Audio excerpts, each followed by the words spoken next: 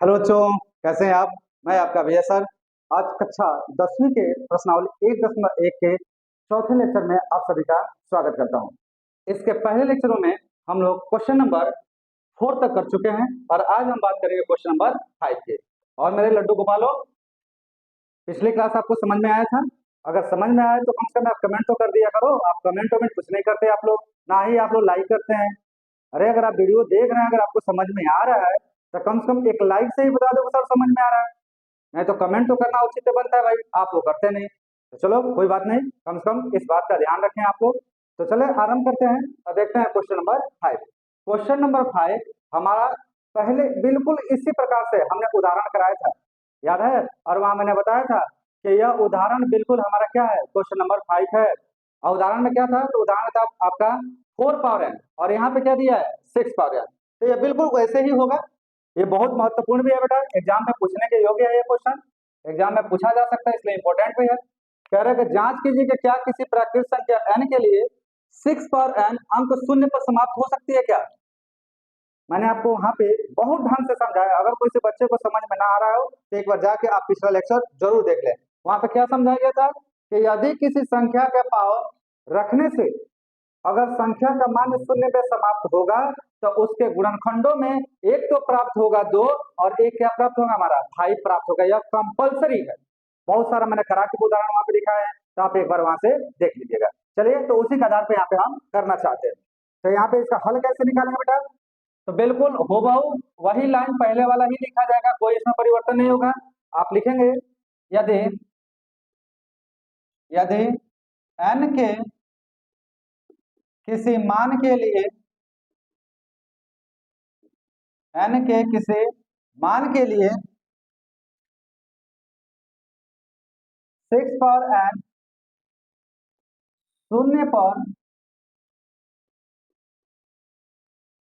6 power n शून्य पर समाप्त होगी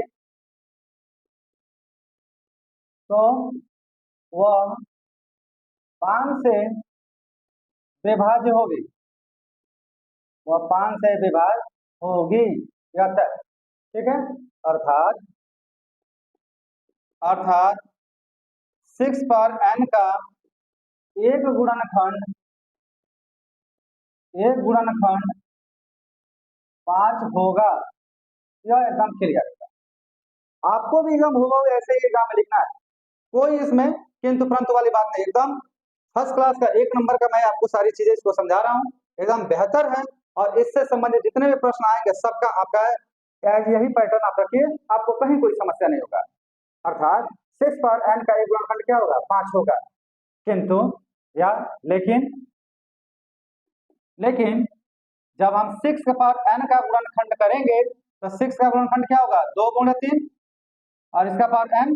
अब हम एक फार्मूला पढ़ेंगे, क्या बच्चों की, a इंटू बी का पावर m है, तो इसका अर्थ होता है a का पावर m इंटू बी का पावर m। वही फार्मूला यहाँ लगा देते हैं और लगाएंगे तो हमें मिलेगा 6 पावर n का मतलब हो गया 2 का पावर n इंटू 3 का पावर n। अब यहाँ क्या देख रहे हैं भाई? यहाँ तो देख रहे हैं कि 6 पावर n के गुणनखंड में केवल 2 और 3 आ रहा है, 5 तो कहीं आ ही नहीं रहा। तो 5 आएगा तब ना 6 पावर n 5 से विभाजित होगा और इसका गुणनखंड 5 कहलाएगा। यहाँ तो 5 कहीं आ ही नहीं रहा है। अगर नहीं आ रहा तो क्या लिखोगे आप? तो आप कहोगे कि यहाँ यहाँ हम देखते हैं कि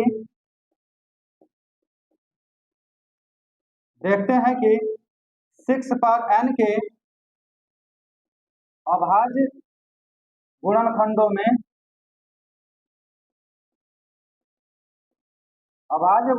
में संख्या संख्या 2 और 3 संख्या 2 और 3 ही आ सकती है तो गणित के आधारभूत प्रमेय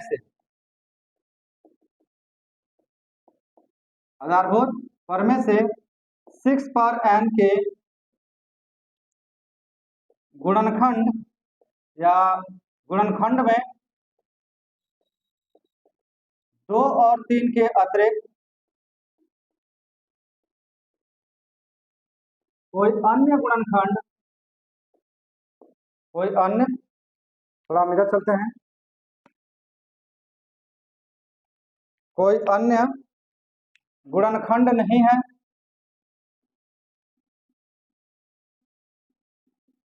कोई अन्य गुणनखंड नहीं है, अतः n का कोई ऐसा मान नहीं है जिसके लिए, जिसके लिए 6 पर n अंक शून्य पर समाप्त हो, शून्य पर समाप्त हो। बस यही हमारा क्या आंसर। तो यार इसके बारे में बहुत ढंग से मैंने आपको पीछे समझा रखा है। अगर आपको यहाँ समझने में थोड़ी भी दिक्कत होगी तो पिछले लेक्चरों में जाके आप इसे खूब अच्छे से समझ लीजिएगा और फिर यहाँ पे आइएगा तो यहाँ आपके लिए बहुत क्या हो जाएगा, सरल हो जाएगा, इसमें कुछ रखा ही नहीं। ठीक है, तो मेरे ख्याल से हमारे प्यारे बच्चों को ये सारे समझ में आ गया होगा। अगर आ गया है तो इसे नोट करो और फिर हम बढ़ते हैं क्वेश्चन नंबर 6। तो क्वेश्चन नंबर 5 के बाद से बेटा अब हम बात करते हैं क्वेश्चन नंबर 6 की। अब क्वेश्चन नंबर 6 देखें, बहुत शानदार है और बहुत महत्वपूर्ण भी है, एग्जाम में पूछे जाने के योग्य क्वेश्चन है, इसलिए इस पर IMP का टैग लगा रहा हूँ, ध्यान रखिएगा। हो सकता है कि इसका पूरा भाग पूछे या छोटा ही भाग करके पूछे, लेकिन एग्जाम में अक्सर ऐसे क्वेश्चन क्या किए जाते हैं, पूछे जाते हैं। तो ध्यान से इस क्वेश्चन को समझिएगा। क्या कह रहा है, कह रहा है कि व्याख्या कीजिए कि 7 × 11 × 13 + 13 और 7 × 6 × 5 × 4 × 3 × 2 × 1 + 5 भाज्य संख्या क्यों है। अब कोई संख्या भाज्य क्यों होता है बेटा, सॉल्यूशन चलिए इसका करते हैं और आपको हम समझाते हैं। हमने कहा कि मान लो कि 4 एक भाज्य संख्या, 4 कैसी संख्या बेटा, भाज्य। अगर यह भाज्य है तो क्यों भाज्य है, भाज्य इसलिए है क्योंकि 4 के हमें गुणनखंड मिलेंगे, क्या मिलेगा भाई, 2 × 2। अब यह 4 इस 2 से भी कटेगा और इस 2 से भी क्या हो जाएगा, कट जाएगा, इसलिए यह 4 क्या है, भाज्य। उसी प्रकार से 6 यदि एक भाज्य संख्या है तो 6 का गुणनखंड करेंगे तो क्या होगा, 2 और 3। 6 इस 2 से भी कटेगा और 6 किससे कटेगा, 3 से भी कटेगा। क्लियर ना, समझ में आ रही बात। इसलिए ये संख्या क्या कहलाती है, भाज्य संख्या कहलाती है। अर्थात कुछ ऐसा ही इसमें भी होना चाहिए, इसमें भी कोई ना कोई गुणनखंड होना चाहिए। अगर गुणनखंड प्राप्त होगा तो भाज्य होगा, नहीं प्राप्त होगा तो भाज्य नहीं होगा। अब चलिए इस बात को कैसे करते हैं समझते हैं। हम यहाँ पे 2 संख्या दी गई तो हम लिख रहे हैं पहली संख्या, पहली संख्या के बारे में बात करते हैं, फिर दूसरे के बारे में बात करेंगे। पहले हमारा 7 × 11 × 13 + 13, ठीक है, 7 × 11 × 13 + 13। अब बेटा आपको यहाँ पे ध्यान से एक चीज देखना है, यह तो तीनों गुणा में है, तो अगर यह तीनों गुणा में है तो तीनों कैसी संख्या हुई, एक ही संख्या होंगी। और यहाँ पे एक जगह प्लस लगा है, यहाँ पे क्या है 13, मतलब एक संख्या यह हुई, एक संख्या हुई। मेरे ख्याल से तो ऐसा ही है, आपको भी शायद ऐसा ही लग रहा होगा। अगर ऐसा है तो क्या इन दोनों संख्याओं में कुछ कॉमन आपको दिखाई दे रहा है क्या, तो अगर ध्यान से देखोगे तो आपको इसमें 13 कॉमन दिखाई देगा, क्यों 13 यहाँ भी है, 13 यहाँ भी है। तो अगर हम इसमें से 13 कॉमन निकाल लें तो बचेगा 7 × 11 × 13 के जब क्या बचेगा, 1 और प्लस 1, इतना बचेगा। अब अगर मान लो कि यह 13 है और 7 × 11 × 1 + 1, तो क्या इसे मैं 13 × m लिख सकता हूँ क्या, जहां जहां m का मान 7 × 11 × 1 प्लस किसके बराबर हो जाए, 1 के बराबर। ऐसा बिल्कुल लिख सकता हूँ। इसका मतलब हुआ कि यह जो हमारी संख्या है, यह संख्या का 2 गुणनखंड प्राप्त हुआ। क्या क्या, एक तो हुआ 13 और एक क्या हुआ m, मतलब यह संख्या 13 से भी कटेगी और किससे कटेगी, m का मान पूरा हमारा इतना है, इससे भी क्या हो जाएगी, कट जाएगी। तो क्या कहेंगे, हम कहेंगे कि क्योंकि क्योंकि क्योंकि यहाँ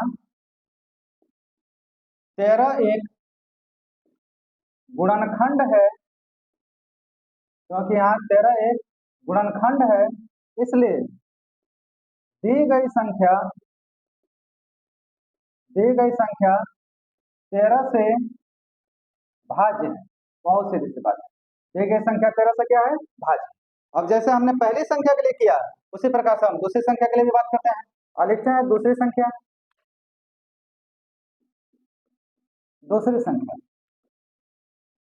और दूसरी संख्या हमारा 7 × 6 × 5 × 4 × 3 × 2 + 5।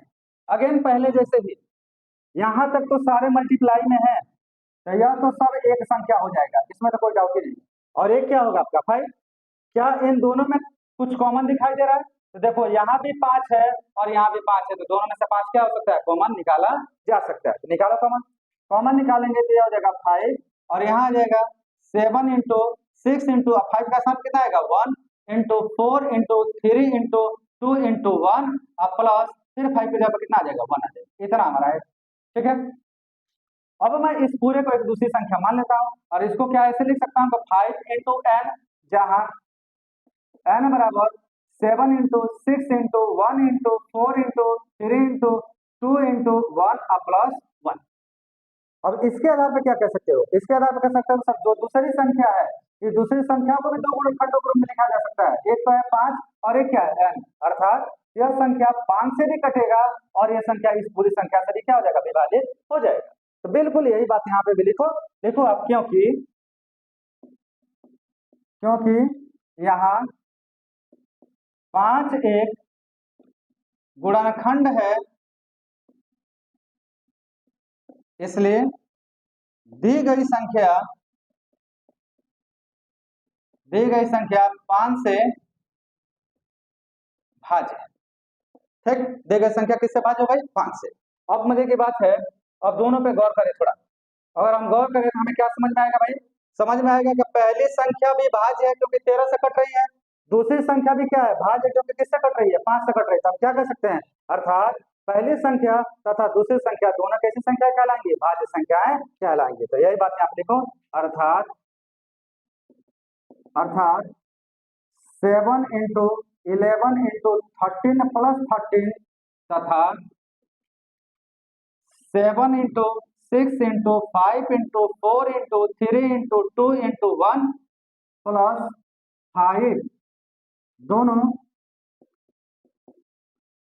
भाज्य संख्याएं, दोनों भाज्य संख्याएं हैं। और यही हमको यहाँ पे क्या करना था? जांच करना था कि भाज्य है कि नहीं है। तो हम देख रहे हैं दोनों के दोनों संख्याएं कैसी हैं? भाज्य संख्याएं। तो मजा आया? समझ में आया कि नहीं? अगर समझ में आया तो कम से कम यार एक लाइक करो और फिर हम आगे बढ़ते हैं इस दिए गए 1.1 का लास्ट प्रश्न, आपका क्वेश्चन नंबर 7 को। तो चलिए नोट करें। तो क्वेश्चन नंबर 6 के बाद अब हम बात करते हैं क्वेश्चन नंबर 7 की। यह भी क्वेश्चन बड़ा शानदार है, थोड़ा कंसेप्चुअल है, थोड़ा समझने के योग्य है। क्या कह रहा है क्वेश्चन? ध्यान समझो। किसी खेल के मैदान के चारों ओर एक वृत्ताकार पथ है। मान लो कि यह कोई एक खेल का मैदान है और इस मैदान के चारों ओर एक वृत्ताकार क्या है? ऐसे पथ है, रास्ता है, ठीक है। इस मैदान का एक चक्कर लगाने में एक लड़की है सोनिया, एक चक्कर पूरा करने में इसे कुल समय लगता है 18 मिनट। और जबकि इसी मैदान को एक चक्कर लगाने में एक लड़का है रवि, रवि को एक चक्कर पूरा करने में 12 मिनट लगता है। कितना मिनट लगता है बेटा? 12 मिनट। अब कह रहे हैं मान लीजिए कि दोनों एक ही स्थान और एक ही समय पर चलना प्रारंभ करें। मान लो कि दोनों यहीं से रवि और सोनिया दोनों यहां से चलना, एक ही दिशा में चलना आरंभ करते हैं। कितने समय बाद वह पुनः प्रारंभिक स्थान पर मिलेंगे? जब ये दोनों यहाँ से चलना आरंभ करेंगे तो कितने समय बाद या पुनः यहीं पर आके क्या हो जाएंगे? मिल जाएंगे। आपको यह पता, जबकि दोनों की चाल अगर देखी जाए तो क्या है? अलग अलग। क्यों भाई? क्योंकि चालों के आधार पर ही यहाँ पे समय आपको दिया गया है। तो चलें आरंभ करते हैं। बहुत शानदार है। इस क्वेश्चन को कैसे करोगे? देखो सॉल्यूशन इसका निकालो। हम लिखेंगे कि रवि एक चक्कर पूरा करने में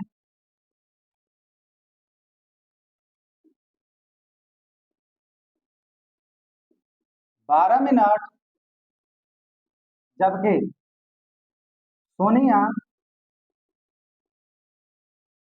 18 मिनट लेती है।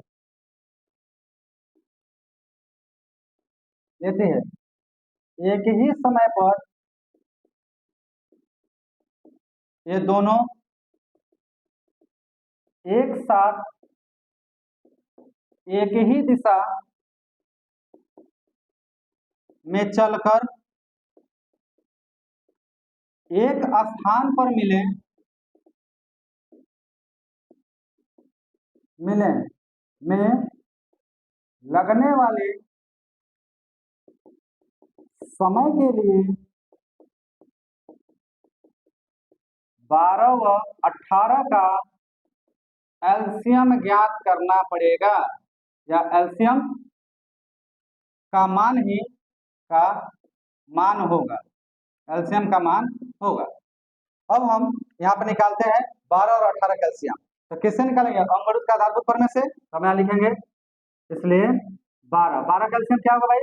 तो 12 होता है 4 3 12, मतलब 2 गुणे 2 गुणे 3, मतलब कितना हो गया? 2 का वर्ग गुणे 3। और 18 का क्या होगा? तो 18 का 9 दूना 18, मतलब 2 गुणे 3 गुणे 3, मतलब कितना हो गया? 2 गुणे 3 का पावर। इस पे एक और इस पे क्या लिखोगे? हमें एलसीएम ज्ञात करना है ना, तो हम एलसीएम में क्या करते हैं? सबसे पहले ढूंढते हैं अभाज्य कौन कौन से? एक है कि 2 और एक क्या है? 3, और इनकी सबसे बड़ी संख्या हम लिखते हैं कि चूंकि 2 के पावर 2 व 3 का पावर 2 प्रत्येक अभाज्य गुणनखंडों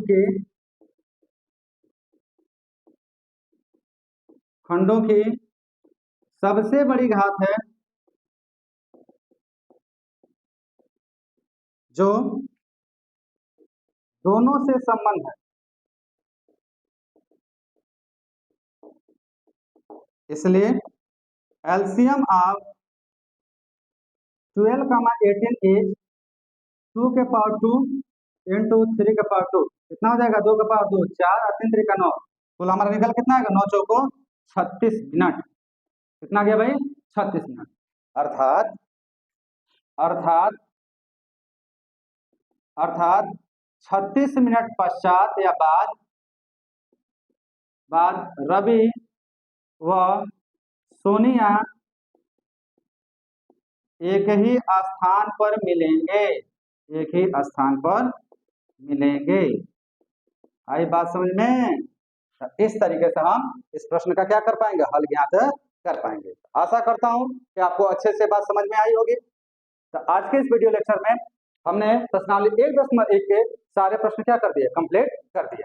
अगर आपको वीडियो अच्छा लगा हो तो एक लाइक जरूर करें, और साथ में वीडियो कैसा आपको महसूस होता है कमेंट जरूर करा करें। बेटा बहुत कंजूस हो तुम लोग इस मामले में, वीडियो देखते हो लेकिन ना लाइक तुम लोग से किया जाता है और ना ही तुमसे कोई कमेंट किया जाता है। यार हमें कैसे पता चलेगा कि हमारे बच्चों को समझ में आ रहा कि नहीं आ रहा? आप अपना अच्छा बुरा फीडबैक जब तक नहीं देंगे तब तक ये बात कैसे समझ में आएगी? अगर हमें कोई चीज का सुधार करना है तो पता कैसे चलेगा? पता भी तो नहीं चलेगा। इसलिए लाइक के साथ साथ कमेंट जरूर करें, साथ में अपने दोस्तों को भी इस चैनल से जरूर जोड़ें। तो मिलते हैं बहुत जल्दी, तब तक आप सभी का बहुत बहुत धन्यवाद। नोट करें इसे, और बहुत जल्दी हम लोग मिल रहे हैं अगले लेक्चर।